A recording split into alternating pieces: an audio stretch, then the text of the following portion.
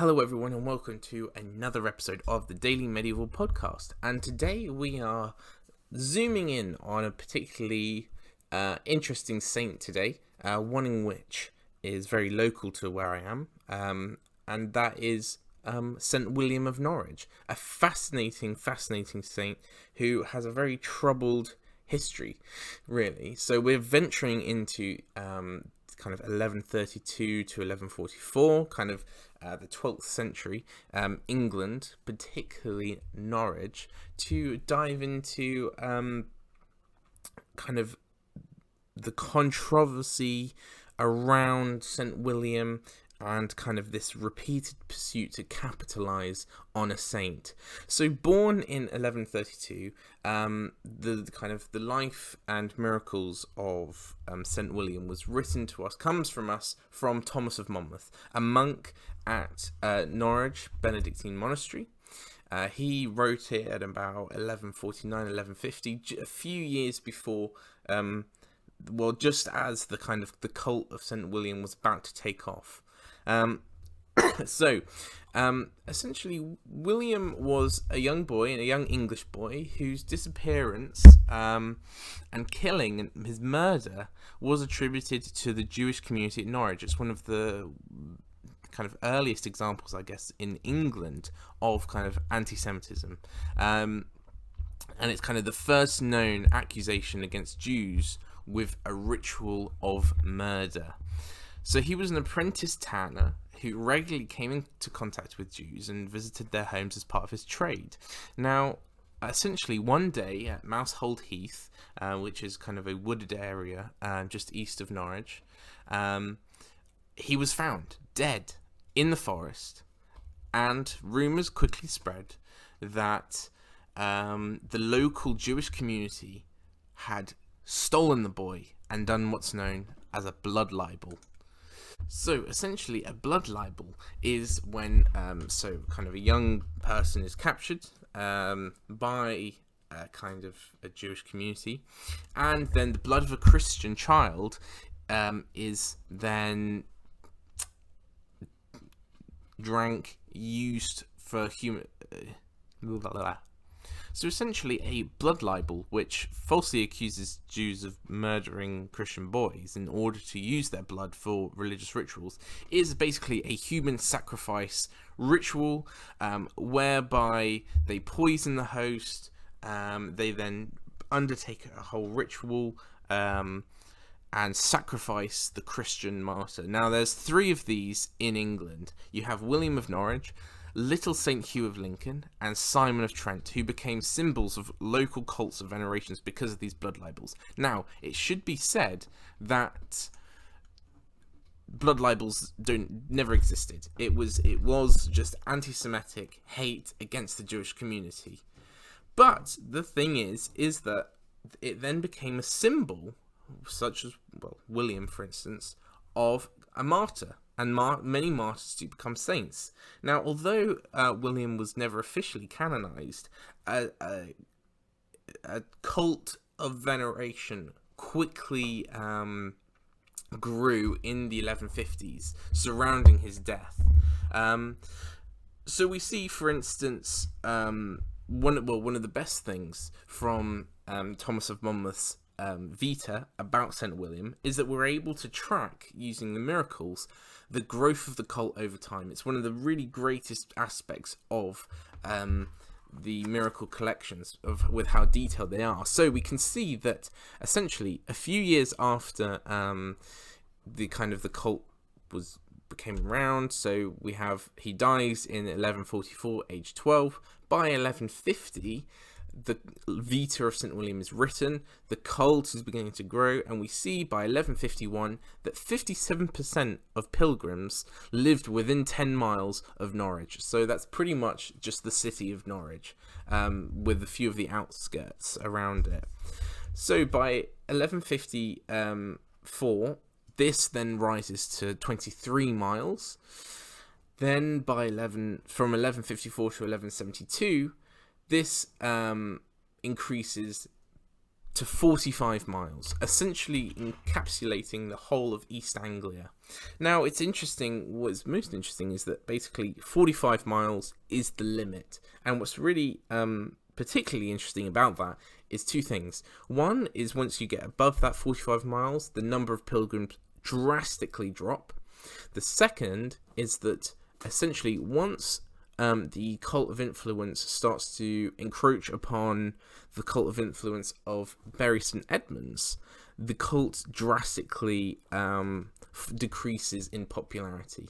St Edmund was a far more popular saint, a far more legitimate saint, and a far older saint. And so, although within Norwich there was a cult following, once you start to get towards Bury St Edmunds, the spheres of influence start to shift. But what we see is that what's quite odd about St William is that he was translated 4 times. He was translated from Thorpe Wood, so in Mousehold Heath you can still find the remains of the church that was built above where the body was found of William. So he was moved from there to the monk cemetery. He was then moved from the monk cemetery to the chapter house, and then from the chapter house to the south side of the high altar. So why may this have been? Well, there's a few different arguments, so one of which is that, okay, well, saints are sometimes translated when there are building projects. When, you build a new section of the church, you then move the saint to and from it. But, and this is where kind of the controversies begin, or, well, further extend, is that each translation has its own ceremony, and each ceremony sees a massive influx of pilgrims. So by being translated 4 times, we can see that there's a repeated attempt to kind of really kickstart this cult, because it never really truly gains a lot of popularity. Obviously, as we say, within East Anglia it does, but not on the scales of some other saints, such as, like we say, St Edmund, or St Swithun, or Dunstan, all these other ones. So essentially, like we say, it's a repeated pursuit to capitalize on a saint. And we see essentially a very strange thing occur in the miracles, where there is a repeated attempt and an insistence for pilgrims to donate wax and candles. So here are 2 miracle stories that I'm going to kind of talk to you about. The first is Hildebrand, a man struck with a severe sickness. So he was advised by his friends, when he was struck by the sickness, to take a candle to St William. He does so, he gets the wax, he gets the candle, takes it to St William, and donates it. As soon as he donates it, he begins to instantly feel better. Now, according to testimony from his friends and himself, the instant that the candle was brought to that martyr, the anguish of his disease abated. Now, it's a weird insistence about kind of donating a candle, especially when we get onto the second miracle. A woman struck with cancer twice. So a woman gets cancer. She is advised to donate wax to the martyr. She does so, and she swears an oath that she will continue to do so to ensure that she heals and gets better. However, this does not happen. She forgets, she does not continue to donate the wax, she refuses to, and the cancer comes back. And so she then, according to her oath, goes back and donates the candle once again, and she is cured. Now, this is an odd story, because it shows that with St William and the woman, that there's a condition to which you're healed, which you don't necessarily see with other saints. With other saints, I mean, we see it with Hildebrand. He gives the wax, he's then cured, he's on his way home. Whereas with this, there is almost a condition with St William that you will only be healed if you maintain your oath of donating wax. Now, why the insistence of wax? Well, wax was incredibly expensive, especially in cathedrals. We see it across the board in many different cathedrals. Canterbury spends massive amounts on wax, and we see that at Norwich as well, the sacrist of Norwich. So the sacrist was in charge of the shrines. We see him spending £30 of his £50 allocated funds on wax alone. Now, this is a huge, huge cost. So, what do? Well, you write in the miracles that your pilgrim followers should donate wax, therefore cutting down the cost. We have seen it Bury St Edmunds, we've seen it Canterbury, we've seen it many other places, records showing that the wax donated was then remelted and either used to make candles to light the cathedral, or, which is rather cheeky, to remake new candles that was then sold to pilgrims to then donate back to the shrine. So it's kind of this whole like circle of kind of wax, really.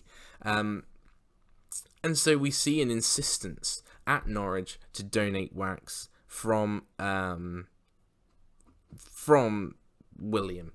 Now, the thing is about William is that people eventually saw through the lies of the blood libel. Now, not many people believed in it, but it was taken to court. It was also it's also typical during this time for canonization to occur that there is a papal investigation, and it was seen that basically it was a load of rubbish, that William was killed through some unsolved murder, but it was not the Jewish community. Therefore, he was not a martyr, and it was not through a blood libel. So, although there were attempts to ignite the cult over time, as we see between kind of 1140 and 1172, essentially after this, it begins to die out, and basically William begins to cease. And the sphere of influence of St Edmund begins to grow into East Anglia. So there we have it. There is the kind of controversial life and miracles of St William, come to us from Thomas of Monmouth and myself. So there we have it. Thank you ever so much for watching. If you enjoyed the video and you'd like to know about the life and miracles of other saints, then I'm more than happy to do so, and I'm very excited to do so. Like I say, this is my kind of area of expertise, so talking about saints is very interesting. And actually, when you go to Norwich Cathedral, I've searched many times, and I cannot for the life of me find any kind of reference to St William, apart from obviously the remains of the church that are at Mousehold Heath. So if anyone does know of any, wherever St William may be, then do let me know. But other than that, see you next time. Thank you very much.